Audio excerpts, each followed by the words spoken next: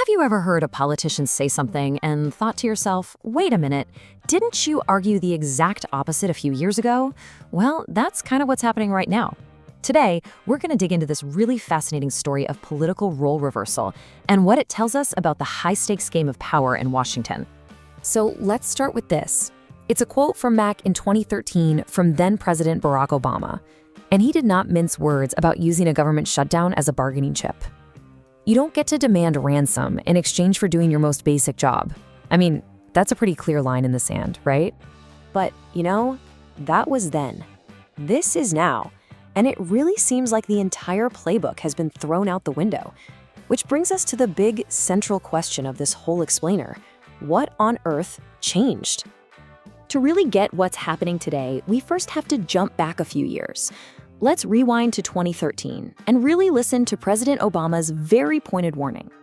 Okay, so picture this. The year is 2013. The government is shut down. At the time, Republicans were using that shutdown as leverage, basically trying to force changes to the Affordable Care Act. In response, President Obama, he didn't hold back at all in describing their strategy.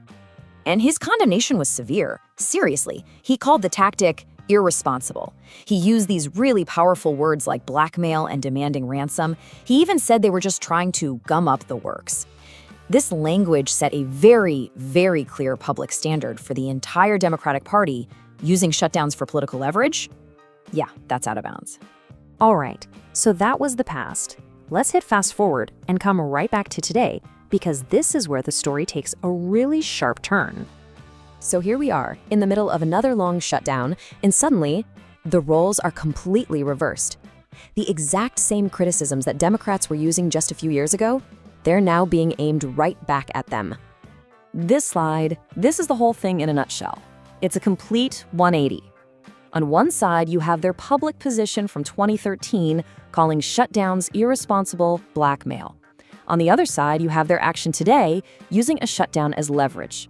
They've gone from the party that was fighting to keep the government open to the party that's now blocking proposals and extending a shutdown to get what they want. So, what's the real-world outcome of a strategic flip like this? Well, you probably guessed it. It's a classic Washington political stalemate. Total gridlock. And if you wanted to boil all that gridlock down to a single stark number, it would be this one, 13.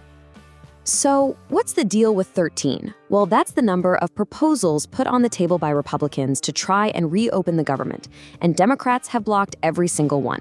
That kind of unified opposition, it brings negotiations to a screeching halt.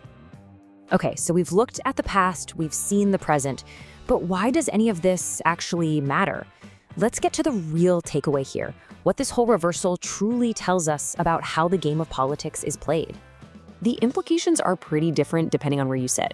For Republicans, this is a political gift, right? It's a golden opportunity to point to those old quotes and call out what they see as total hypocrisy.